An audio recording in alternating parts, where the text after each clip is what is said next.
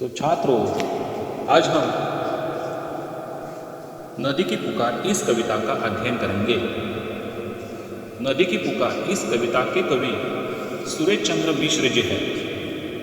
प्रस्तुत कविता में कवि ने मानव जीवन में नदी के महत्व पर प्रकाश डाला है। प्रस्तुत कविता के माध्यम से कवि ने हमारे जीवन में नदी के योगदान को दर्शाते हुए इसे प्रदूषण मुक्त रखने के लिए प्रेरित किया है। उन्हीं के शब्दों को देखेंगे। सबको जीवन देने वाली, सबको जीवन देने वाली, करती सदा भलाई रे। कल कल करती नदियाँ कहती, मुझे बचा लो भाई रे।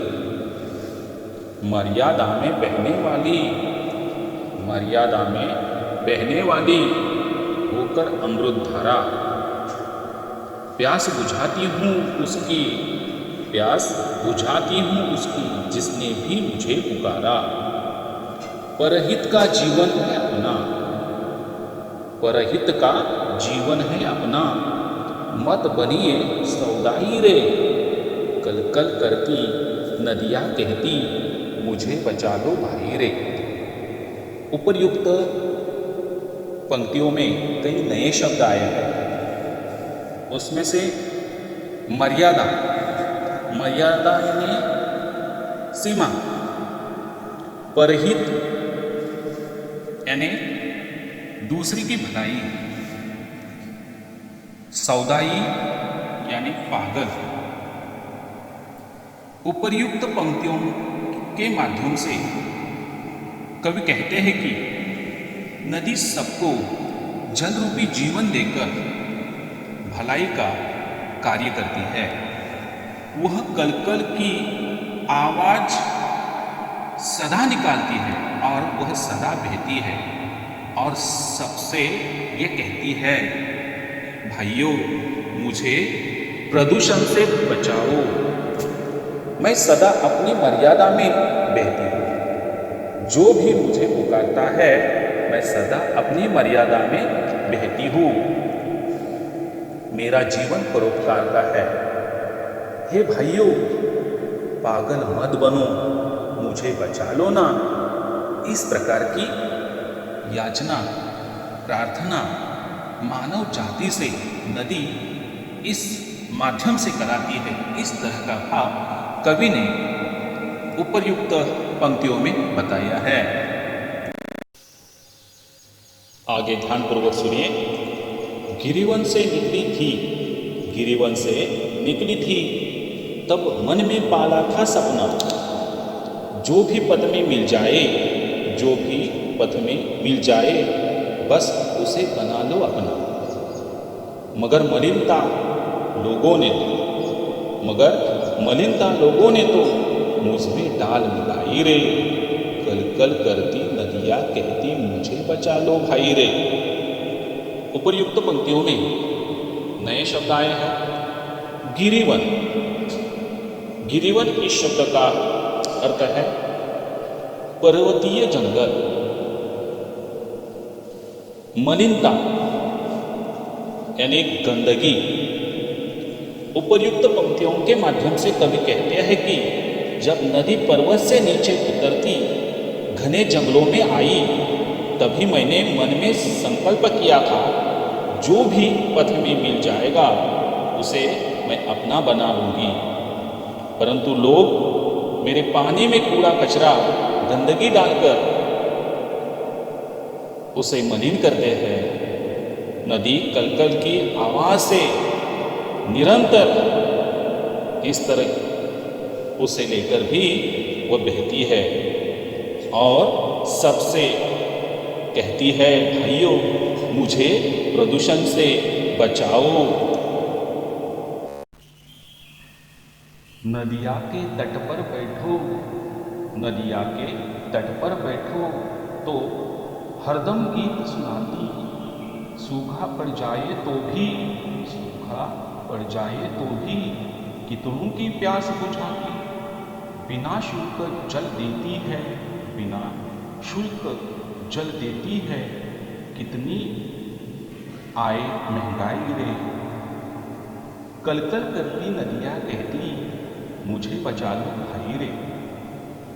उपर्युक्त पंक्तियों में नए शब्द आए हैं। तट यानी किनारा, हरदम इसका मतलब है सदैव, हर रोज। शुल्क इसका मतलब है फीस। उपर्युक्त पंक्तियों के माध्यम से कवि कहते हैं कि नदी के तट पर बैठने पर बहुत मन को अच्छा लगता है। नदी के बहने की आवाज कानों को गीत के समान लगती है। समय पर वर्षा न होने के कारण सूखा पड़ जाए तो भी नदी लोगों की प्यास बुझाती है। चाहे कितनी भी महंगाई हो, नदी बिना कोई शुल्क लिए सबको जल बांटती है।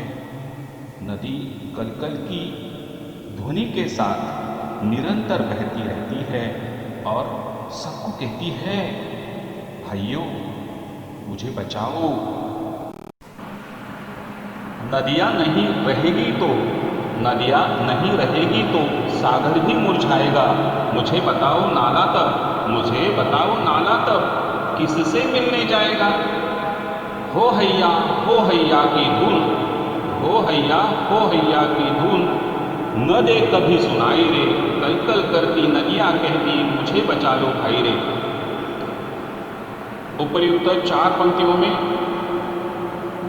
हो हैया की धुन, जो नाव चलाते समय जो नाविक निकालते हैं वह धुन यहाँ पर आई है।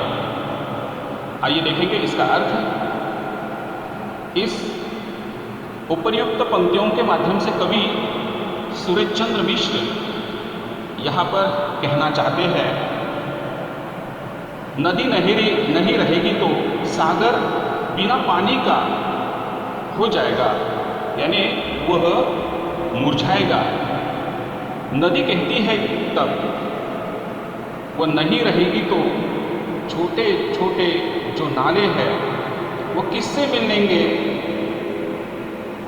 किससे वह मिलने जाएंगे। उसके तटों पर नाविकों के हो हैया की धुन उसके नहीं रहने पर भी कभी सुनाई नहीं मिलेगी। कलकल करती नदियाँ कहती इंसान के लिए उसके अस्तित्व को खत्म होने से बचा ले। नदी कहती है इंसान को कि मुझे बचाओ। झरना बनकर मैंने नैनों को बाटी खुशहाली। सरिता बनकर के खेतों में फैलाई हरियाली। खारे सागर में मिलकर के मैंने दिया मिठाई रे। कलकल करती नदियाँ कहती मुझे बचा लो भाई रे। उपर्युक्त 4 पंक्तियों में नया शब्द आया है नयन यानी आँख, सरिता यानी नदी। कवि उपर्युक्त पंक्तियों के माध्यम से नदी की भावनाओं को स्पष्ट करने का प्रयास करते हैं। 4 पंक्तियों के माध्यम से नदी के ईश्वर को आगे बढ़ाते हुए कहते हैं, झरने के रूप में झरते हुए उसने ही लोगों की आंखों में, चेहरों पर खुशियारी बांटी है। नदी के रूप में उसने ही खेतों को सींचकर उसमें हरियाली फैलाई है। अतः खारे सागर में मिलकर उसे भी मीठा करने का प्रयास किया है।